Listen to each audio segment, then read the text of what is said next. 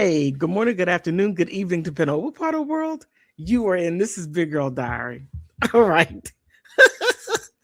The Northeast got snow, right? And it's quite interesting when things occur and it makes you go back in time when your parents said something to you that you thought it was like, what? What? Nah. And inside you say, that's you. Nobody else acts like that. Right? So, oh my goodness. My car got snowed in, right? And I didn't have a shovel or anything like that. And I, whew, 2 years out of a 14-year relationship, and it's like you realize after being separated, you realize some things like, um, I don't have that many friends.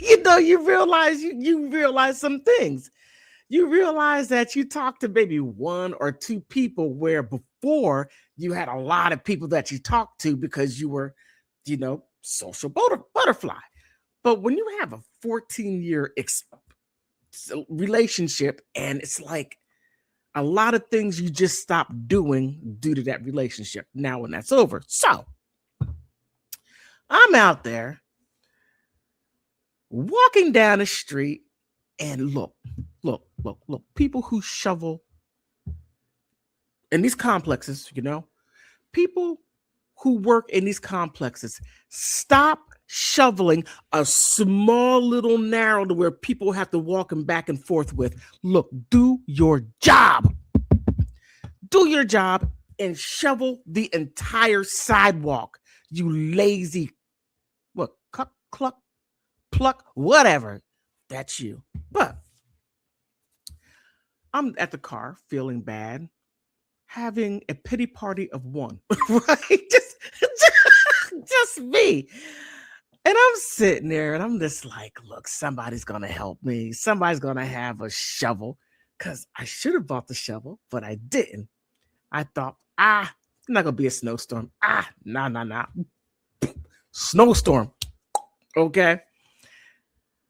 I couldn't even get down there. And matter of fact, I didn't even buy any snowshoes. That adds insult to injury, right? Okay. So I'm at my car, rethinking my life. Why?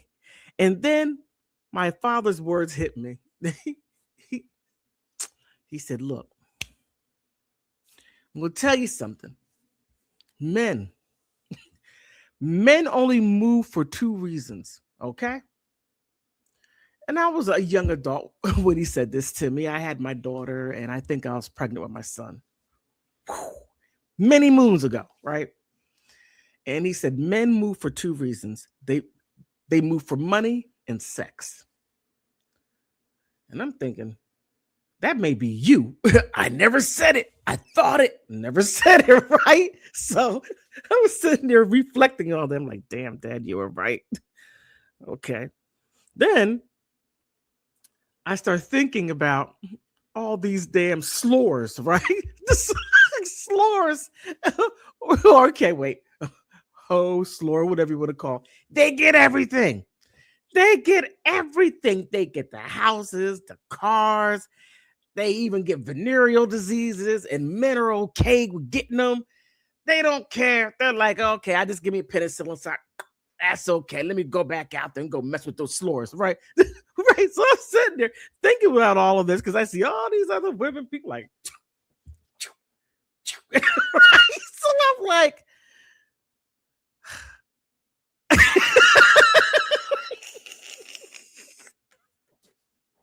so I'm like, okay. So there's this guy across the street standing on a mound of snow. And I said, tell you something what my dad told me. And I repeated what I said. And I said, also, he added, people from other races don't help you. I mean, a little bit of everybody walking up and down the street looking at me, having a cane, hitting the snow, trying to move it across, slipping, and it's me, right? Me, my hurt feelings, My pity part of one, pity party of one. So, so, so, so I did the unthinkable.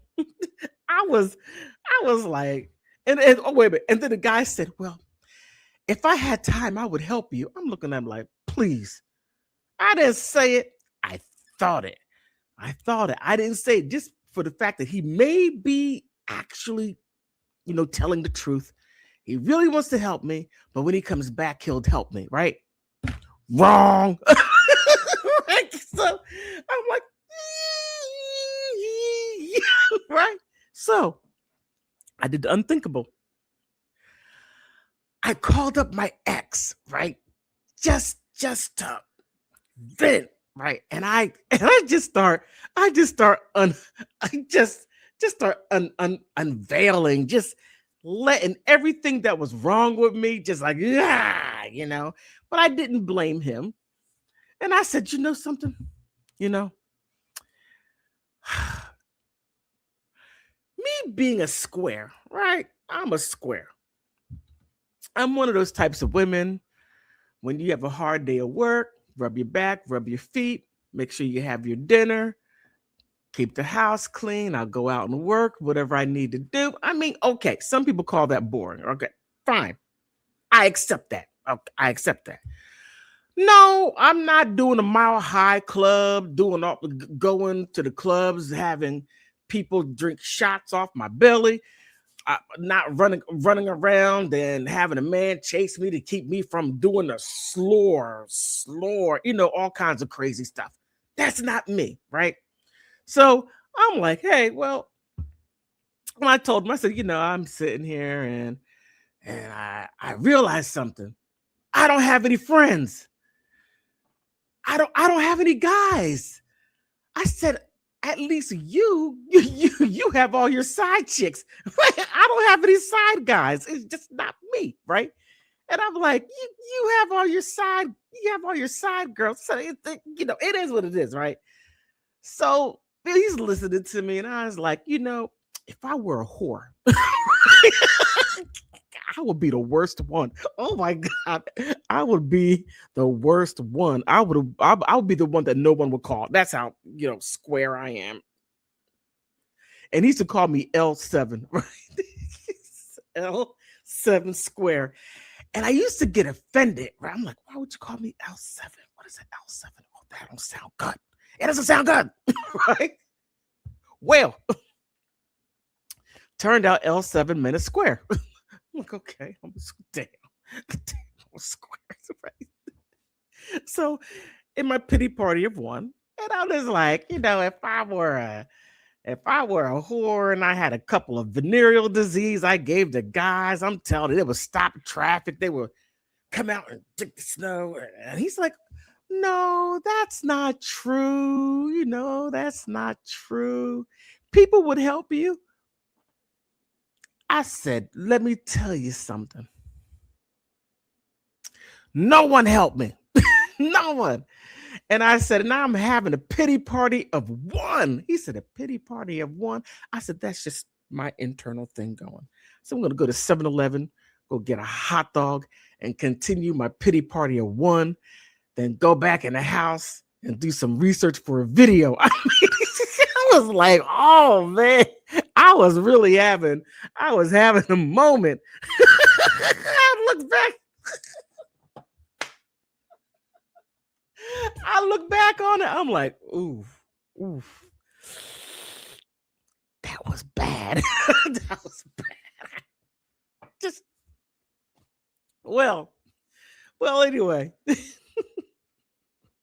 After when I had my moment, I called my friend Green. I know you're gonna be watching this. I know I said your name. Well, I called her up and she laughed. She laughed all the way through as I explained it. She's like, you are so animated. I could just visualize it just by the way you're describing it. And when I look back, it was funny. It was really funny. It was like one of those pathetic moments that that you would never tell anybody.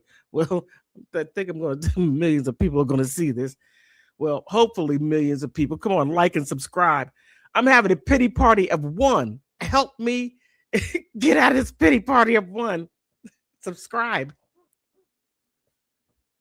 It's free.